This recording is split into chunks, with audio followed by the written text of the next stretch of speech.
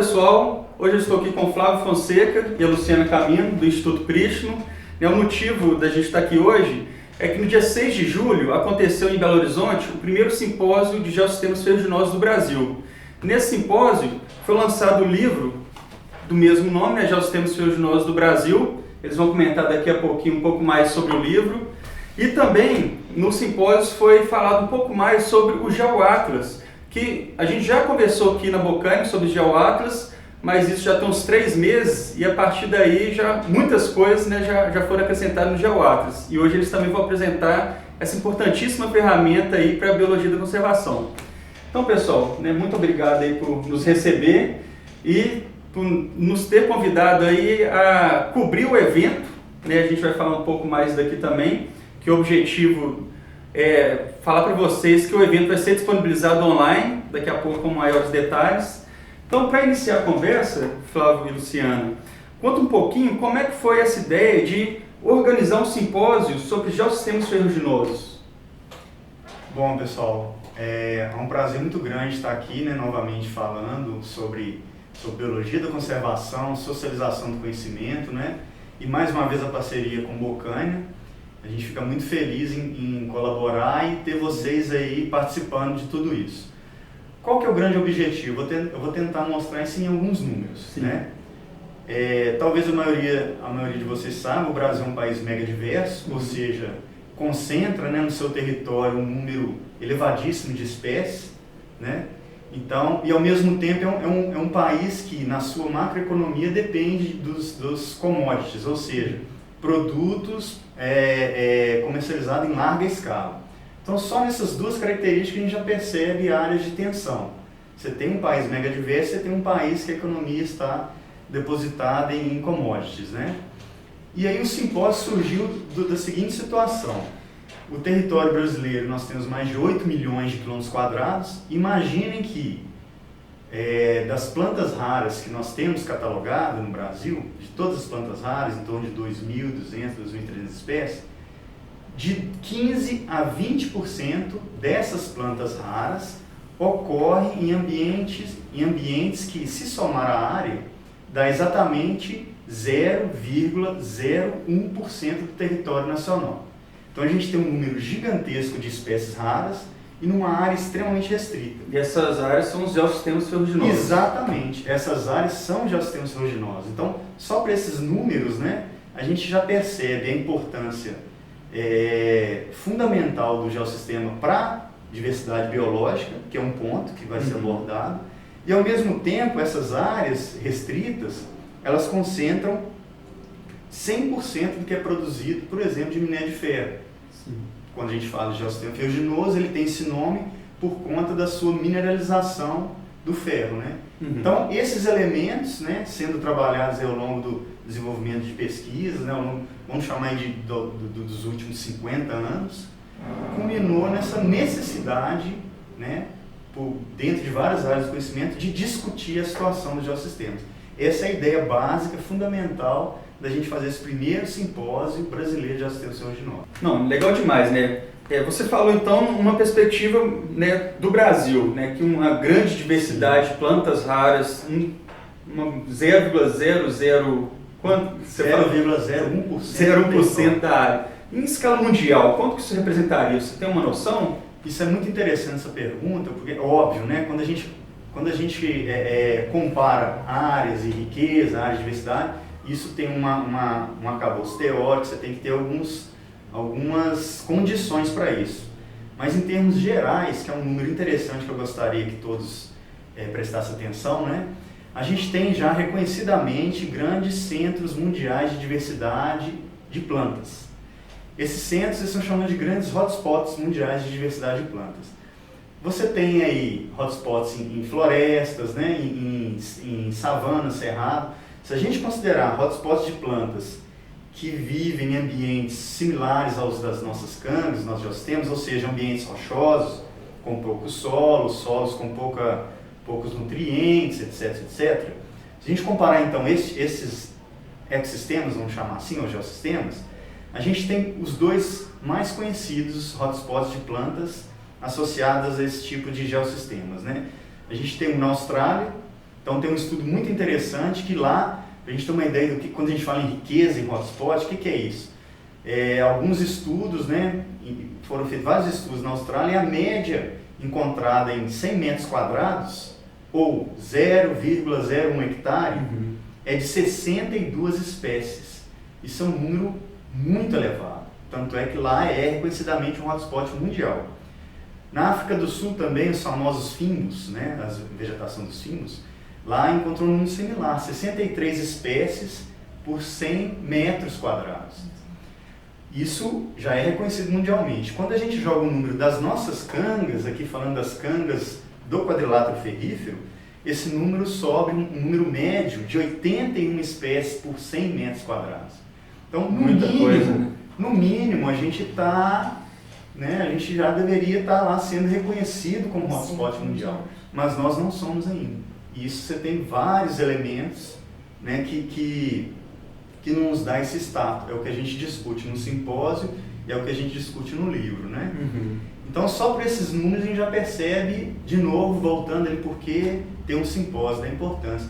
E isso é muito interessante, que essa questão de diversidade, endemismo, raridade, isso não acontece só com as plantas nas cangas, né, nos geossistemas ferruginosos. Isso acontece com os vertebrados de caverna, né, e outros organismos que estão agora começando a ser estudados, que vocês vão ter a oportunidade de ver, né, os maiores pesquisadores do mundo, isso literalmente falando, né, destrinchando um pouco essas informações, né? Inclusive tem o pessoal da Austrália também que foi convidado. Sim, a gente teve a felicidade, nós convidamos quando a gente fala, vamos falar agora em nível mundial, né? Os 4 autores, eles lideram a produção científica no geossistema mundial, dentro da área da biologia da conservação, inclusive. Eles trabalham muito com isso lá. Então eles estão participando do nosso livro, né?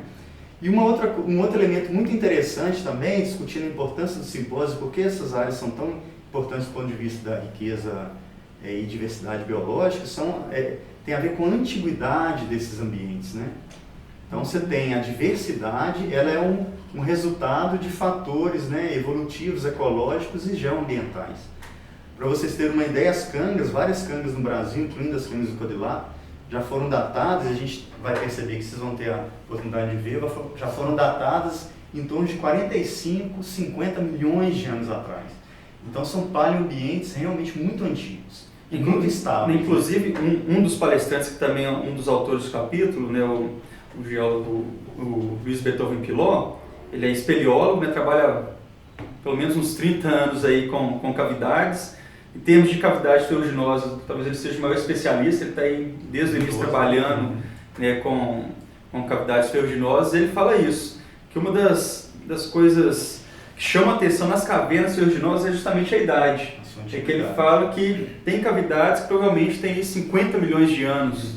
Elas são mais antigas do que a gente imagina. Mais antigas que a gente imagina e muito mais antigas que cavidades de outros litotipos, calcários, quartzitos, né? Então, tudo isso, né, a idade, ele é um fator que influencia muito nessa questão da especiação, né, da importância daquele geossistema ferruginoso, né? E aí, de novo, voltando, porque tem um simpósio discutindo essas coisas, né? Como a gente já adiantou, os geossistemas são alvo de vários impactos, desde expansão urbana, né, incêndios e principalmente a atividade de mineração, uma vez que são áreas onde estão contidas as maiores jazidas do Brasil, de minério de ferro e outros minerais metálicos, né? O que é interessante no estudo, além da sua antiguidade, de ter uma diversidade, raridade, todos os atributos ali, né? Quais são outros elementos que estão associados com essa característica das cangas e dos geossistemas ferruginosos que envolvem outros tipos de rocha? Vocês também vão ter a oportunidade de ver nas palestras que a gente vai disponibilizar. É o que a gente chama de heterogeneidade ambiental, né? Quanto mais heterogêneo, né, você tem já vários estudos mostrando isso, que você tem a maior probabilidade de ter espécies, né? Por exemplo, essa mesa aqui, se a gente for medir a heterogeneidade dela, estrutural, a superfície, a gente pode falar que ela é uma superfície pouco heterogênea, ou lisa. No outro extremo, e eu acho que todo mundo pode ter uma ideia, são os corais marinhos. Sim. Os corais são formados por organismos, várias outras estruturas, né, que eles são ilhas de diversidade no oceano. Mais ou menos é o que acontece com as cangas, elas são essas ilhas de diversidade, só que elas vão ficar lá associadas às montanhas, né, numa matriz que pode ser florestal, pode ser campestre. E por que isso que a gente fala de atratores de diversidade? Porque as cangas e as outras rochas ruginosas têm uma grande heterogeneidade ambiental, que vocês podem perceber, por exemplo, nesse slide. Aqui tem um corte esquemático, que faz parte de um capítulo do nosso livro, que mostra, e vocês vão ver uma similaridade estrutural com um coral mesmo, ou um queijo suíço. Ela é totalmente porosa. E essa heterogeneidade, ela funciona na escala grande, ou seja, do afloramento inteiro, e funciona na meso e na pequena escala. Sim. Aqui, por exemplo, a gente tem um recorte de um bloco de canga. A gente cortou e internamente as cangas também são heterogêneas. Como a gente pode ver aqui, você tem microcavidades, canalículos, né? E aqui um detalhe interessantíssimo, né? As raízes, apesar de praticamente não conter solo, como as cangas têm essa característica estrutural, ela permite o crescimento radicular dentro da rocha, que por sua vez permite o desenvolvimento desse sistema radicular nas mesocavidades ou macrocavidades, né? Então a gente tem um link com a estrutura da rocha, a diversidade, a heterogeneidade e essa riqueza também de invertebrados cavernícolas. Que ela está até no capítulo do professor Rodrigo Lopes. Vocês também, exato, vocês vão ter a oportunidade, tudo que a gente está falando aqui, vocês vão ter a oportunidade de ver os próprios autores apresentando, né, com detalhe. As ameaças, como a gente já comentou, né, Luciano? E aí é uma coisa que destaca também as cangas, o tipo de intervenção, né? A gente está aqui no quadrilátero, região metropolitana de Belo Horizonte, então a gente tem as expansões urbanas, os condomínios chegando nesses sistemas, né? E o principal fator de ameaça, já é reconhecido, não é um caso específico do Brasil, de qualquer país que contém esses geossistemas, é a questão da exploração mineral. Mas isso é uma questão muito interessante para ser discutida, que é um impacto a priori, uma área pequena, já que essas áreas são restritas mesmo, só que ele tem uma intensidade enorme, né? Então o impacto é praticamente retirar a canga. Pontual, né? Pontual, em termos, só que é um impacto de degradação ali, né? maior possível. Só então se expande, né, o impacto dele. A priori, é claro. Para dar abrir áreas para a infraestrutura da mineração. Exato. A cava é pontual, sim, mas precisa de outras áreas próximas para ter estacionamento, usina, pilha de estéreo, barragem de rejeito. E quando a gente fala também do impacto, não só na montanha ali, poderia ser considerado uma coisa pontual, né? É só uma montanha ali. Mas o impacto, a degradação que isso causa no aquífero em si, isso aí se espalha por quilômetros, né? Existem artigos falando isso. Existe um capítulo no livro falando sobre a importância do geossistema ferruginoso para a hidrogeologia, né, para os aquíferos. Então, esse tipo de impacto é pouco, né, explorado aí quando a gente fala de... Mas, Felipe, você falou uma coisa interessantíssima, né, que é o que a gente quer começar a fazer essa discussão, né? São dois pontos. Primeiro, a necessidade de uma avaliação ambiental integrada, né? Vocês tocaram no ponto da questão do recurso hídrico, né, subterrâneo, que é o aquífero propriamente dito, e um ponto que o Brasil ainda está um passo atrás quando a gente compara, por exemplo, com a Austrália. Na Austrália, tem mineração, é óbvio que tem, entretanto, o que acontece? Os empreendedores, o órgão, o Estado, que é o órgão fiscalizador, eles atuam, de certa forma, em conjunto. Como assim em conjunto? Um empreendedor X, YZ, que vai ser instalado numa cadeia de montanha, que tem cada um seu empreendimento, ele tem que fazer os seus estudos focalizando o seu empreendimento, mas ele tem que fazer seus estudos focalizando o empreendimento vizinho, que é o que a gente chama aqui de análise ambiental integrada, né? Que é o que a gente espera que a partir de agora, não só os pesquisadores, os empreendedores, né, os órgãos licenciadores, mas a sociedade começa a prestar atenção na importância desse tipo de estudo, justamente levando em conta tudo isso que está sendo discutido. Não, perfeito, gente. Então, o simpósio, né, ele contou com essa participação de alguns autores, né? Não foram todos os autores que vieram no simpósio, mas tivemos boa parte deles. Cada um falou um pouco do seu capítulo, né? Fez uma apresentação aí de 10, 15 minutos. E, além disso, a gente conseguiu uma entrevista exclusiva com cada um deles, abordando ainda mais a expertise de cada um, né? Então, em breve vocês vão ter né, é disponibilizado o simpósio, mas além do livro, o simpósio também ele abarcou uma outra coisa que foi o GeoAtlas, né, Luciano? Isso. Que o GeoAtlas, a gente já até fez alguns vídeos aqui na Bocaina para divulgação, né? Ele teve o seu início, se não me engano, em abril, foi uma plataforma online gratuita, né? Muito importante para pesquisa, né? E para divulgação científica, mas que hoje em dia ela tem um banco de dados aí muito maior do que aquele que a gente divulgou em abril, né? Abril, maio. Isso. Então fala um pouco para a gente, Lu, o que já avançou nessa plataforma online que o Prishno fornece aí gratuitamente para a população. Perfeito, Felipe. Só, então, contextualizando, né? Nós já fizemos uma apresentação. Nesse simpósio a gente aproveitou e fez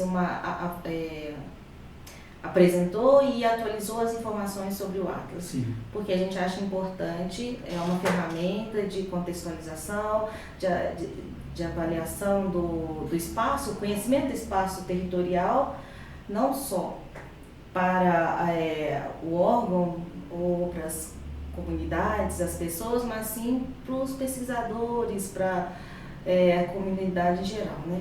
Então, o Atlas Digital, vou mostrar aqui para vocês, Sim, a gente está vendo em tela aí, né? Em tela, né? A primeira função do Atlas é socialização do conhecimento. Perfeito. A gente sabe que existe um monte de Atlas disponível na internet. Então, a nossa intenção é trazer uma solução, pegar as informações, padronizá-las e disponibilizar numa única plataforma.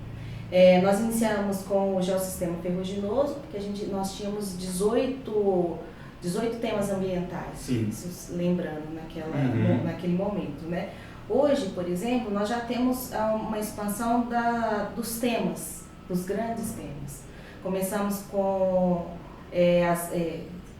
geossistemas, né? Passamos pelas bacias hidrográficas. Hoje nós temos a bacia do Rio Grande. Tendência, a nossa equipe que está trabalhando exclusivamente com o Atlas e vai disponibilizar mais bacias hidrográficas. E o outro grande tema são os municípios. Então, esses 3 grandes temas, o que é? Socializar e disponibilizar os temas que já tem hoje, vindas de fontes seguras, né? Sim. E é um Atlas de acesso público, gratuito, que todo mundo pode ter acesso tanto no notebook, computador, ou até no smartphone.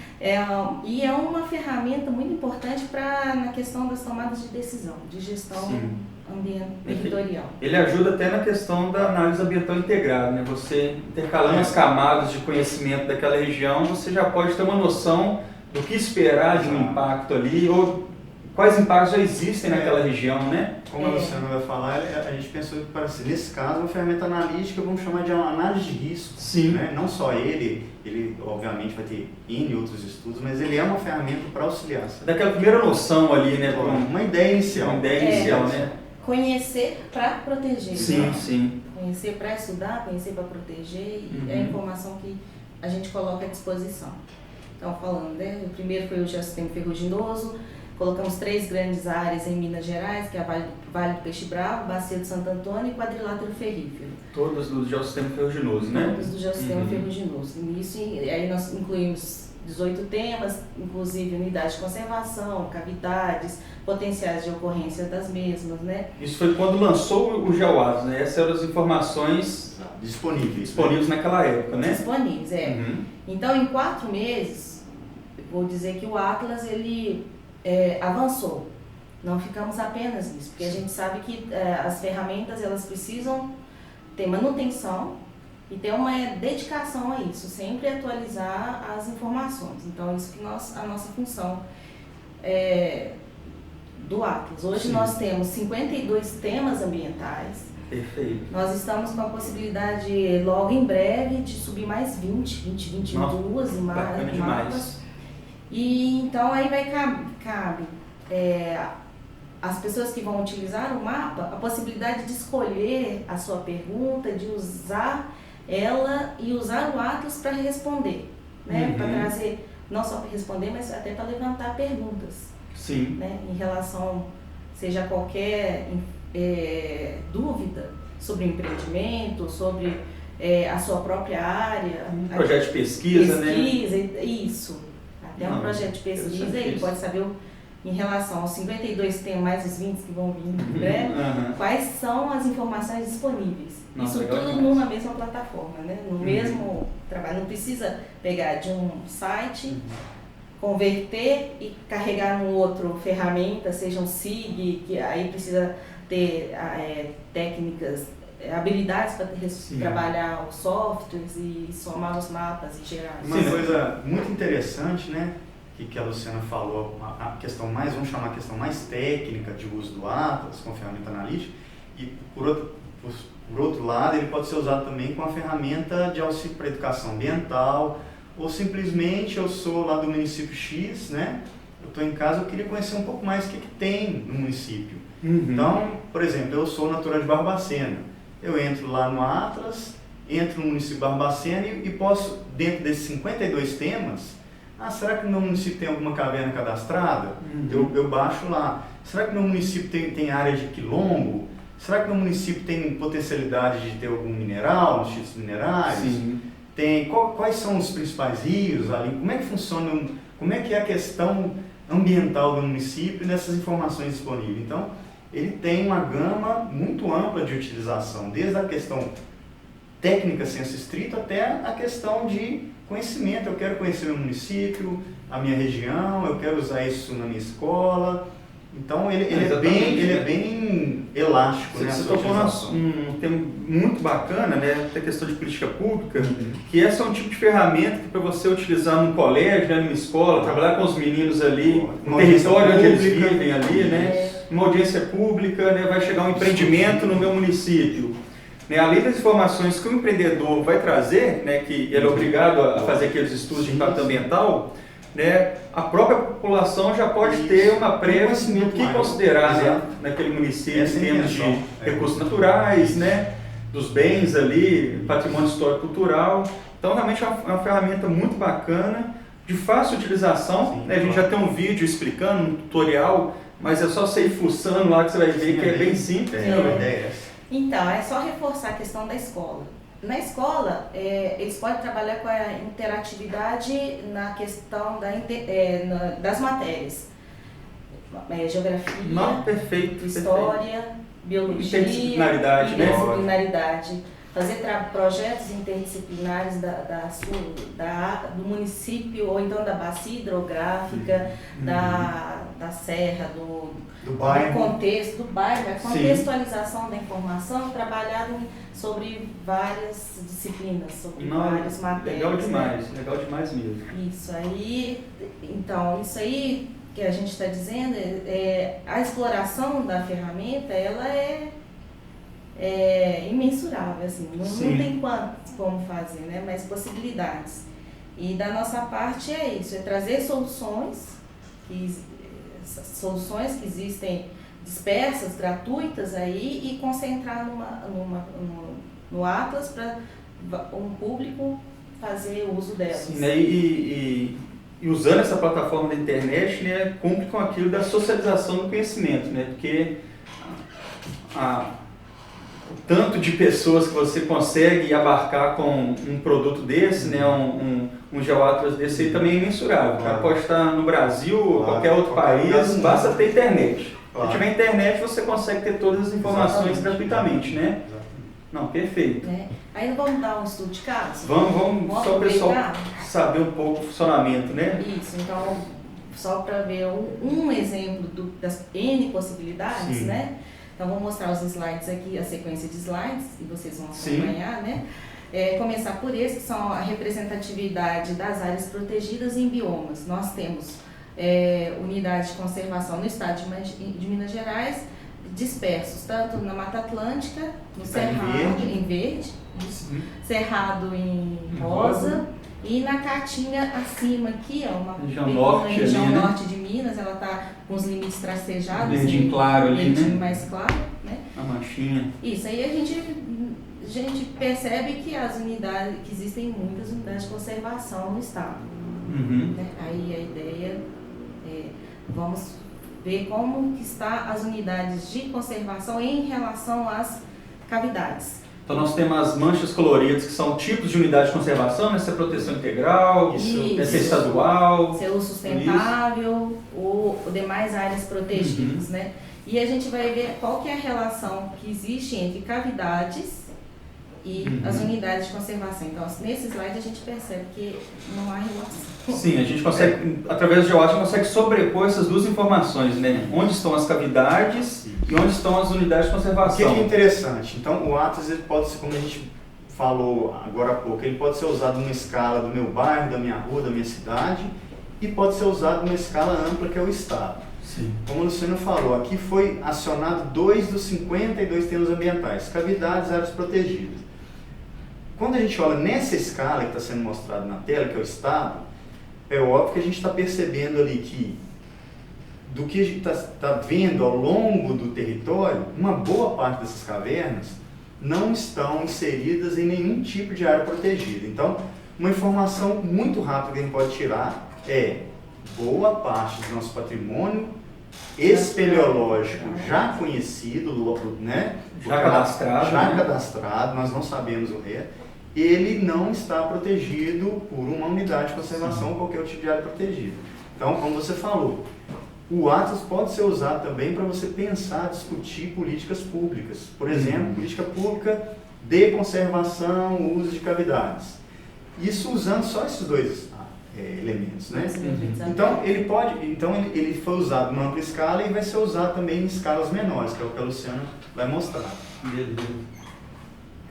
Então vamos trabalhar numa escala mais fina, Sim. né? Vamos escolher uma área, esse círculo vermelho, vamos dar um zoom, e aí o zoom daquela área nós temos aqui. Os triângulos são as cavidades, em verde são as unidades de conservação de proteção integral, Sim. que fica entre Arcos e Pains, e aí a gente observa de novo que as unidades de conservação existentes, elas protegem uma parte desse patrimônio. Pequena parte. Uma pequena parte. Sim. Né? E aí, entre as duas unidades, a gente vê mais cavidades Sim. fora do que dentro, né?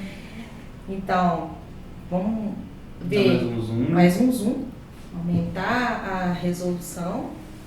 Agora com uma imagem de satélite, né, para a gente ter uma visualização. Isso. Então, é bem falado que o fundo da imagem você pode trocar. O fundo você pode pôr uma imagem satélite do Google, você pode pôr uma imagem satélite do Bing, que é outro da Microsoft, ou você pode colocar também o mapa de fundo, um fundo branco. E nesse caso aqui a gente vai dar mais um zoom. A escala mais fina ainda, a gente consegue ver as cavidades, a localização das cavidades em relação ao empreendimento. Então, o quanto que elas estão ameaçadas pela proximidade deste empreendimento. A gente, então, só relembrando, numa escala maior, na nível estadual, a gente consegue refinar a pergunta e o objetivo a passo que a gente pode ver cada cavidade, onde que ela está inserida dentro da paisagem. Uma coisa muito importante, né, que essa é uma informação, vamos chamar assim, primária, no sentido que você está vendo ela espacializada, né? Então, você olhando aqui a distância das cavidades, né, para um empreendimento potencialmente degradador, a priori a gente pode perceber uma aproximação maior ou menor. É claro que o Atlas, ele é para tomada de decisão, mas vai depender que decisão, que escala que você quer conhecer. Eu não consigo, obviamente, do Atlas saber se o triângulo que representa a cavidade que está mais próximo do empreendimento, ela está ou não impactada, ou está ou não ameaçada. Sim. Então a gente é um elemento para acender a luz verde, amarela ou vermelha. Né? Então, essa é um dos atributos de análise que a gente pode Incluindo no geoAtlas, a gente consegue medir, né, a borda do empreendimento até a cavidade, a área, né, tem todo esse tipo de ferramenta no geoAtlas. Nós estamos mostrando estudos de caso que é um empreendimento, mas nós poderíamos substituir o empreendimento por uma unidade de conservação. Então, quão perto essas cavidades estão de unidade de conservação? Então, numa possibilidade de uma atualização de um plano de manejo, uma possibilidade de expansão, eu já tenho elementos para contribuir com essa discussão também. Né? Então, legal demais. Esse é o objetivo. Os conselheiros do CODEMA também Ele Importantíssimo. pode avaliar o que eu tenho de patrimônio, não buscando dentro de um parecer técnico de outro, mas buscar uma outra fonte para avaliar se o patrimônio natural ele está sendo considerado em relação à instalação de um empreendimento, ou a previsão da instalação dele. Então, perfeito. É dessa forma que a gente entende uma utilidade para o Atlas. Isso aqui foi um estudo de caso que nós fizemos. Sim. Um de vários, né, que a gente pode.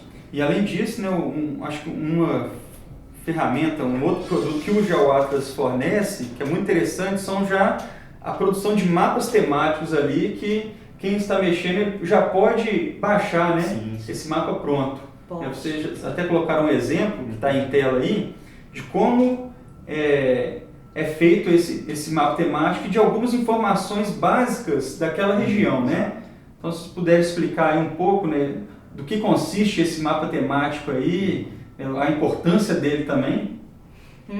O mapa temático, a gente juntou alguns temas muito importantes. No caso aqui na tela, a gente colocou as unidades de conservação e as áreas preservadas, né? E no contexto do geossistema ferruginoso.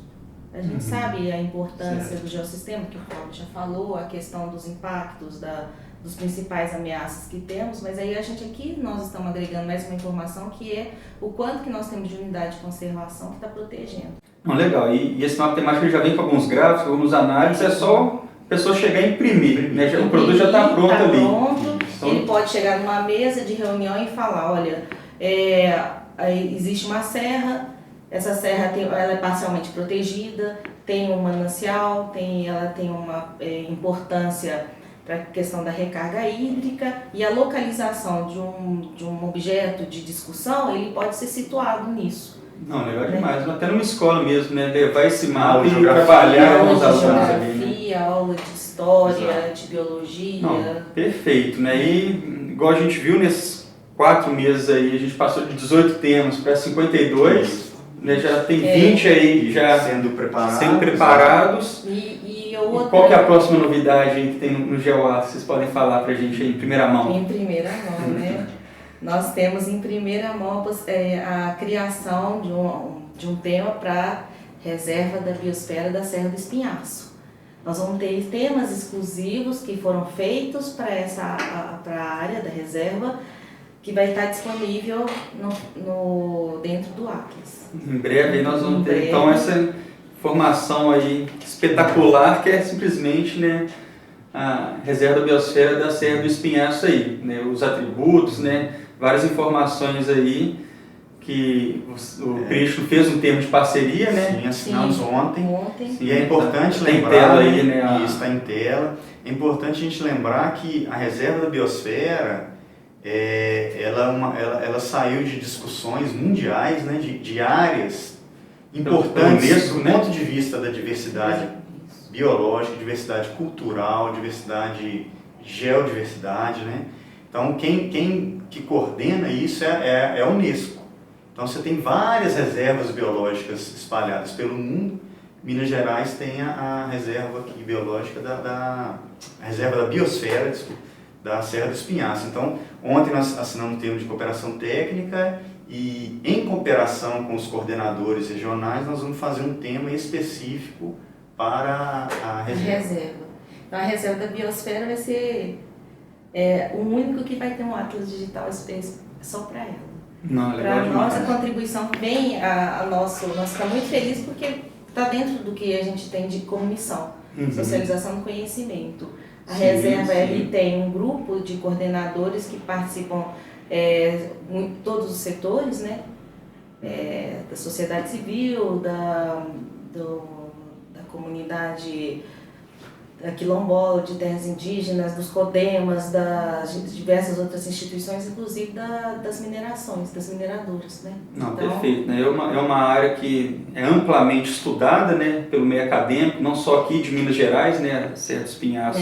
A parte que está dentro da biosfera fica aqui em Minas Gerais, mas outros pesquisadores do Brasil e do mundo vêm aqui só para estudar, né, a Serra do Espinhaço. Em breve a gente vai ter então aí um conteúdo enorme aí no GeoAtlas, né? Exato. Então pessoal, né, para e finalizando aqui a nossa conversa, que está muito bacana, mas na verdade ela é apenas uma introdução, né? A ideia aqui é a gente mostrar um pouco da importância do geossistema ferruginoso, mas principalmente falar que aconteceu, né, o simpósio de geossistemas ferruginosos, onde foi lançado o livro, e falado um pouco mais sobre GeoAtlas. A Bocaina teve a oportunidade de documentar o simpósio, né, onde constou palestras de vários autores do livro. Além disso, a gente fez algumas entrevistas com esses autores sobre o tema de cada um. E esse ambiente está totalmente disponível online. Basta você ir lá, fazer o seu cadastro. O cadastro é só você colocar o seu e-mail ali, que você vai ser remetido para a página ali, onde vai estar todo o simpósio online, com todas as palestras, as entrevistas. Estão, sim, muito bacanas, né? Não somente as palestras em si, que ela é só um gostinho do que é o capítulo, né? Que é uma coisa até que a gente tem que comentar, né? Qual que é a perspectiva do livro aí, a divulgação do livro? O que para quem está nos acompanhando aí, pode esperar muito em breve aí? Então, o livro impresso ele tem uma tiragem limitada, né? E a primeira fonte de objeto-alvo do livro são bibliotecas públicas, né? Instituições públicas, universidades, faculdades. Então, nós estamos fazendo essa doação para o Brasil inteiro. Instituições como o ICMBio, né, o IBAMA, então várias outras instituições que estão entrando em contato conosco, nós estamos doando. E vocês aí que participarem, né, neste evento online, através do cadastro, né, sim, que o Bocaina vai dar detalhes para como fazer isso. Sim. A gente está produzindo todo o livro em formato digital. Então quem participar do evento online, né, em torno vamos estimar aqui 1 mês, 40 dias, a gente deve começar a produzir o material online e começar a disponibilizar para as pessoas. Gratuitamente? Gratuitamente, através do Bocaina, fazendo esse contato direto com quem está participando do evento, né? E ó, pessoal, né, por nada não, mas esse livro aqui, né, vocês vão ver no simpósio e nas entrevistas, os autores que são referência em cada tema, eles falam da importância, né, de um livro dessa magnitude aqui, né, do que foi escrito aqui, né, do que foi abordado. E para quem tiver interesse, então, tem deixa o seu e-mail aqui, né, faça o seu cadastro, basta colocar o seu e-mail, que você vai ter todo esse acesso aí, gratuitamente aí, de tudo que ocorreu no simpósio. E em breve, sim, a gente também vai fazer a divulgação aí do livro online. Que por enquanto ainda não está sendo produzido, mas logo em breve também vocês vão ter a oportunidade de ter essa grande obra aqui, que eu considero do geossistema ferruginoso, na sua casa gratuitamente. Então, Flávio, Luciano, muito obrigado aí pelo tempo, por divulgar mais uma vez aí a importância dos geossistemas ferruginosos aqui no Brasil, no mundo, né, porque tem um capítulo aqui da Austrália, sim, claro, né, mostrando a importância não só ambiental, né, mas sim da geodiversidade, de vários temas, né, são 19 capítulos. Exato. Então a gente vê quando se fala de geossistema ferruginoso é multidisciplinar. Então, muito obrigado mesmo, né, pela parceria, pelo convite da Bocaina cobrir o evento e poder, nessa parceria, disponibilizar também, cumprindo com a socialização do conhecimento, que é fundamental hoje em dia, né? E para você que se interessa pelo assunto, né, então deixa aí seu e-mail e curta aí esse simpósio que foi espetacular mesmo, né? Então, muito obrigado e grande abraço, pessoal. Obrigado, tchau.